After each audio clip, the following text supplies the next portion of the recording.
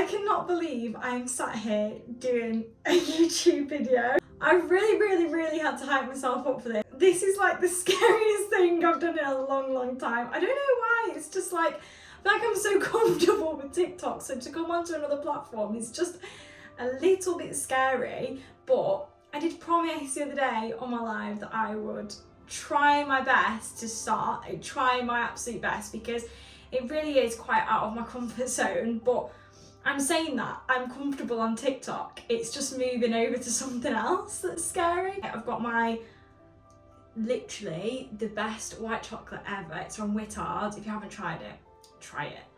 I did a little poll thing on Instagram to ask me some questions for today and just sit here and have a bit of a chat and really just ramble to you, to be honest. No one probably cares, and that's absolutely fine, but it's just so I can start somewhere. Let's get into it. I'm just gonna do this in a super random order. But the first one was, would you ever do cooking tutorials on YouTube? And that is absolutely my plan. I think to do like more in depth. If you're new here, I'm absolutely not a chef, like in any way, shape or form. I've literally learned all my cooking off my mum and YouTube itself, so I just follow recipes, or I'll just show you recipes that I do. And yeah, I just think it would be good to like do a little cook together video. I don't really do baking, but I do want to try and start this year baking like sweet treats. So that is something also I'll probably be trying and probably failing at. But I did think it would be nice because obviously you can post longer videos on YouTube. So I think it would be good to do cooking like tutorials on YouTube. Favorite place to go on holiday? It's definitely America, like Florida, because I've been a few times and I just make, why am I holding the mug like this?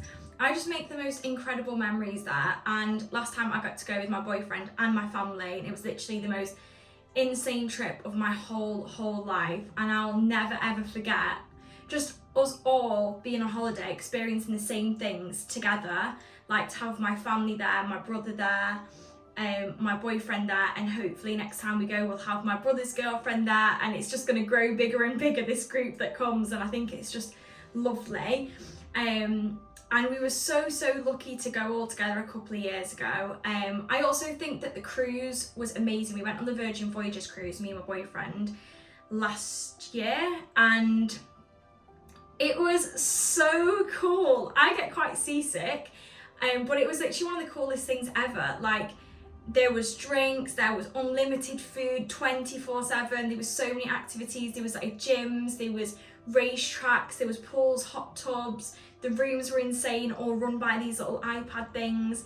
Do you know what, honestly, because I thought a cruise would be like not our age group, but it wasn't. It was so good. Like, honestly, we're not even big drinkers like that, and we drunk practically the whole time, and we just thought it was really cool that you could get drunk and then just walk up to your room and like you didn't have to get a taxi home. I don't know, we're sad like that, but that was one of the most exciting things. And also I have a really nice memory when we was on the cruise of getting pizza at like 2 a.m. Like, we'd get drunk and have drunken pizza at 2 a.m. and if you know me from TikTok, like, I'm such a homebody, and it was just a real, like, I've never really done a party holiday, but I do think it was kind of a party holiday, which is just the opposite of what I expected from a cruise. We also went to Ocean Beach in Ibiza, like with the cruise, because we ended up in Ibiza. Insane as well. I never thought that I'd ever go to Ocean Beach and Ibiza, but it was honestly brilliant. How many foster siblings do you currently have? This was one of the most asked question. So if you don't know, my parents are foster parents. So they're not my foster parents, I am their biological child along with 2 others. And currently they have 4 children, and I think we've got, I'll go through the ages, we've got 2, 4 and 5. I'm pretty sure that's the age groups.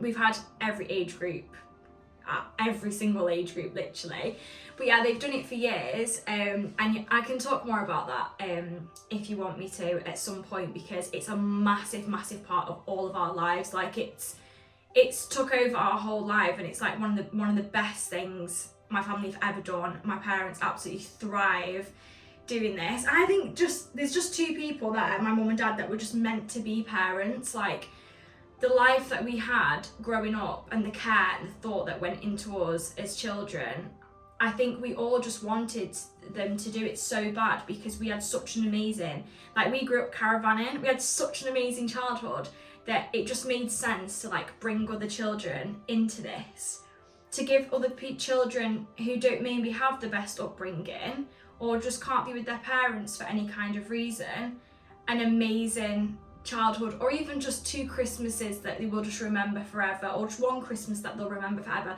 Just small things like that is so, so lovely. Like when they wake up on Christmas morning and they've got piles of presents from our parents and we've all spent hours wrapping them, and just to see their little faces, and you just, you know, some of them don't really remember ever opening a present before in their lives. And it's not about presents, it's about things like having a warm coat at warm coat at winter, or having the right school shoes, or just having meals to come home to at night.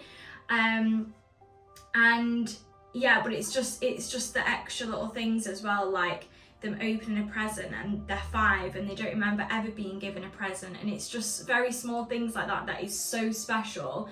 And seeing them happy really gives me, like, it just makes my day. Like, if I'm feeling down, I literally just go and spend like a couple of hours with my family and come back and I feel completely refreshed. This sounds so strange, and I get it, but it's just, I can't explain it. I would definitely, no one's asked me this, but I would definitely foster or adopt 1000%.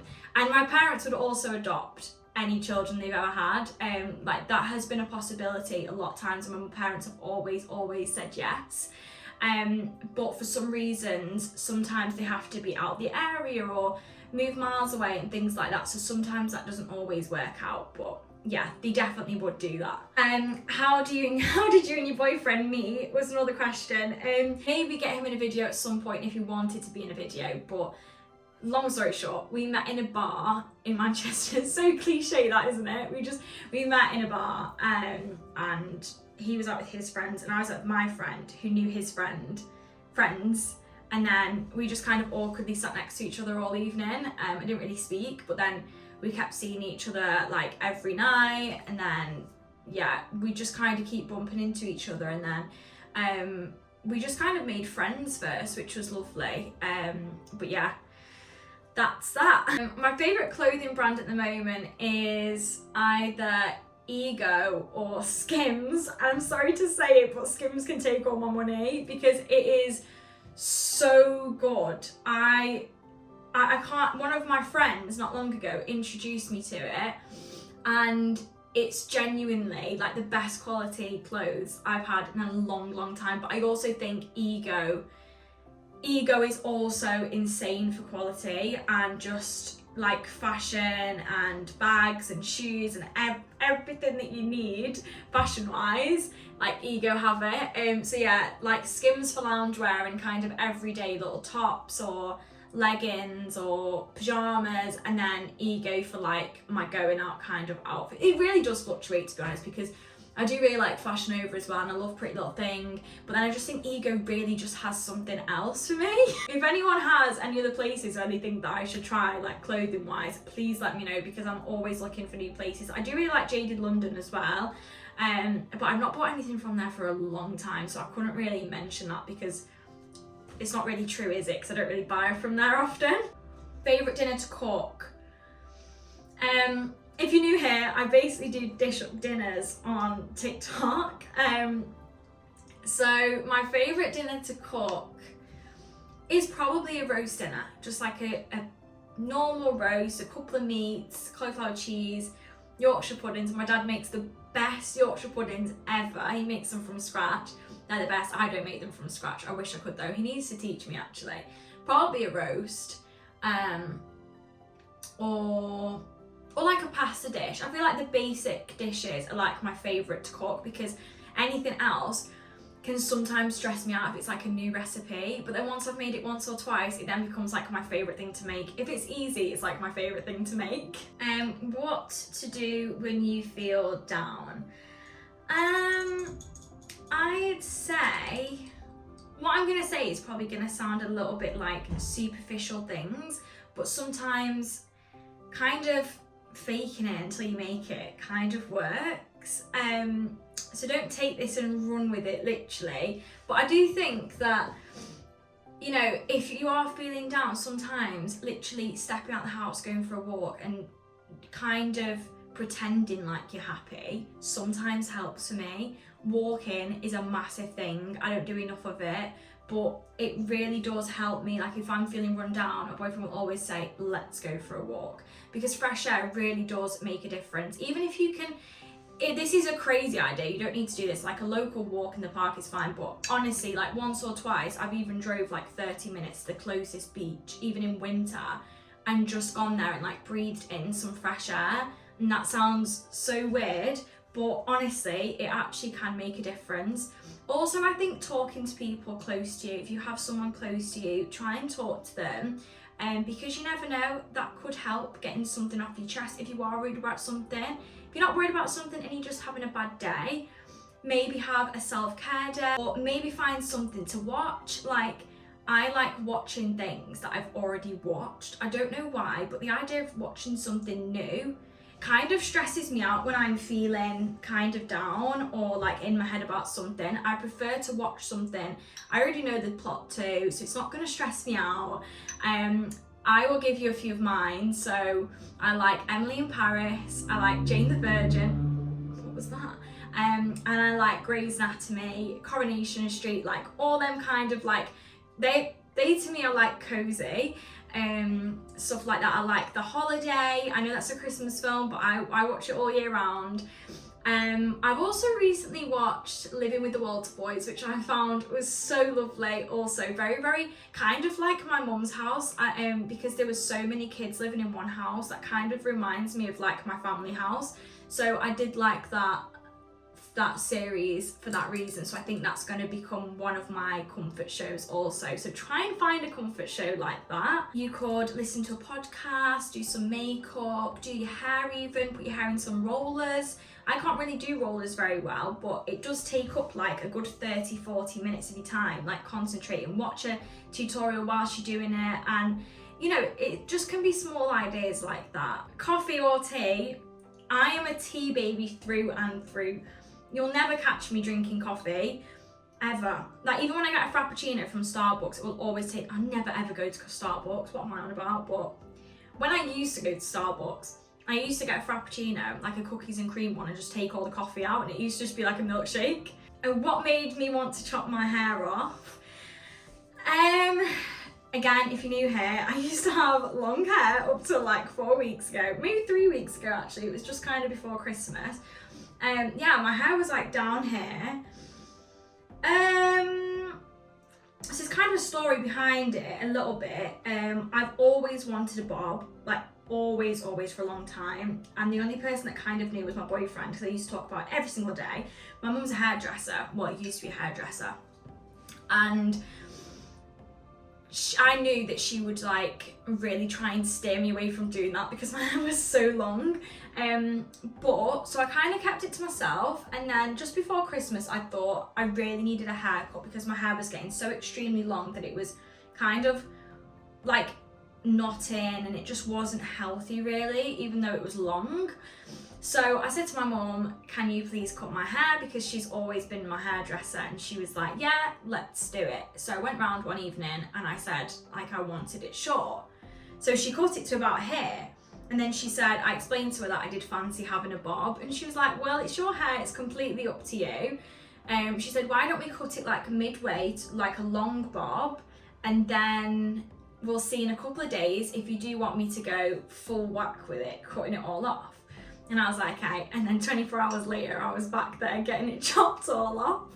I just fancied it, and to be honest, it's probably one of the best things I've done in a while. I've never dyed my hair, I've never done a change like this to my hair, and I did try on a bob wig before I went with this and really liked it. So I kind of thought that I would suit it. So that is the long and boring story. Oh my gosh.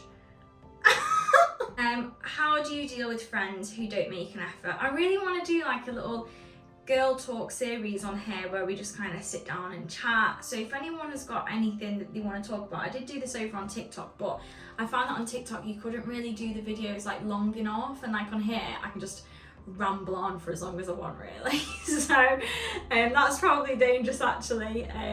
But yeah, how to deal with friends who don't make an effort. I'd say if they don't make an effort with you, they're probably not really for you right now, and that's okay. I have had friends, like some friends from very little, and then we kind of grew apart, and then as we've got older it's made sense more for us to be friends. I've also got friends that I've been friends with since I was little, and then we've kind of grew apart, and then we're just not into the same things, or like we're just on completely different paths where, you know, it's just not really balancing the friendship anymore, and that's okay. It is okay to like grow apart, but also I think effort needs to come from both sides. I think friendships are kind of like relationships in that sense of like, I have a lot of friends that are long distance from me, and we make it work by FaceTimes and calls, and if we can't do FaceTimes and calls, we always try and have a date in the calendar. So I think that does help to always have something to like work towards, kind of like you would with a long distance relationship. My friends that are a bit closer to me, we still kind of do the same because we're all so busy. So we all have a lot of different stuff going on, and we just need to understand that. But my friends that I've got now, I did kind of go through some stuff last year with some friends, but the friends that I've got now luckily are absolutely lovely, and you know, do make an effort, which is really lovely, because I've been through what feels like hell and back with friends, and I think I get it, because I understand what you're feeling, because especially if you're that person that wants to put 110% into a friendship and not get anything back, you do kind of feel like a big weight on you, and it's a shame because you do want to see your friends. I love spending time with my friends so much. Like, my girl time is so important to me and always has done. Like, one of my friends, Aisha, I don't know if you're watching this, but like me and her can just sit for days on end, and I've got some great memories with her where our best memories are like eating dessert together, or going for a dessert in the middle of the night, or putting face masks on, or just laughing our heads off and watching Frozen, and just some of my best memories ever are doing stuff like that. And I actually met her when I was younger, when I was caravanning, and we're now kind of like long distance friends, but you just make it work even if you don't see each other that often. So yeah, it doesn't always have to be like a crazy plan either. You can just meet each other for a cup of tea. So it doesn't even need to cost that much. But I do think losing friends is like heartbreak. Like, I have lost a couple of friends last year due to me like protecting myself, and sadly I went through what felt like heartbreak. Like, I was very, very upset by that, and I don't think we quite realise how upsetting it is to lose friends of a very long time when people just change. But I think honestly we just grow out of each other, and that's all right. So if they're not making an effort with you, I just think either maybe mention it to them, or maybe just distance yourself, just to protect yourself really, and your feelings getting hurt. The last one that I'm going to do is, how did you get into social media? Really weird story, not actually that weird. So I always did singing and music before I started social media. So when I was 12, I sang. I'll get into detail with this one day, I think, because I don't really talk about it that much, like on TikTok, because again, like, you can only do like 3-minute videos, so there's only so much you can say. But yeah, I did. I sang at Wembley when I was 12 on my own, and then like kind of a few things started to happen for me when I was like younger, which has led me to like where I am today, amazingly. And I've always had the most supportive parents, like literally in the world ever, and where thankfully they would like take me where I needed to be, and always guide me and just be my biggest critiques, which is actually so helpful. So Started when I was 12, didn't get social media until I was like 14, 15, but what happened was, me and my mum, I was doing some work in Ireland, and I'd made like social media, I think this is the way it happened. Me and this girl followed each other on Instagram. I think I had like, probably like 5,000 followers on Instagram, and only Twitter and Facebook at this point. And anyway, I followed this girl on Instagram who was massive at the time. She had like 300,000 followers, which back then in like 2015 or whenever it was a crazy amount. Like, this girl was so well known and the loveliest girl ever, and we kind of made friends over Instagram. So when I was in Ireland, it kind of made sense for me and my mum to like meet her, and I didn't really have the best time in school, so like just making new friends from different places was like so up my street. I met this girl when I was with my mum and we just had lunch together, and anyway, she kept making these videos throughout the day and I was like, what is this? And she was like, oh, it's Musical.ly, and she had like 360,000 followers on Musical.ly as well. She was saying, yeah, like you need to get on Musical.ly, and I was like, I just don't know what that is. And she was like, trust me, like you'll really enjoy it, like it's really fun, because I used to make dub smashes, I think they were called. So she was like, get on there. So I was like, okay. So me and her made 2 videos together, which is my first ever 2 videos on TikTok actually. Me and her made videos on there, and she like really kindly tagged me, and I had no followers on Musical.ly, it was at the time. And then posted a couple of videos of me and her. They didn't do really well at all, but it was my first 2 videos. And then the 3rd video I posted went what you call back then as featured.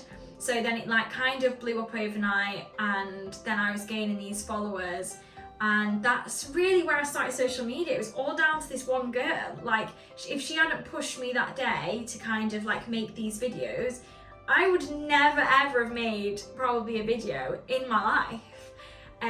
So sometimes it really is like who you meet, and it was just thankful that my mum took me to Ireland because I was working there, and like without all these little pieces, I would never be here today. So many people to be grateful for and thankful to, and I'll never ever forget that, because I think it's very easy with social media as well. For some people, they don't like sharing their platforms, and it was really kind of this girl to actually be like, there's room for the 2 of us. Like, it was lovely.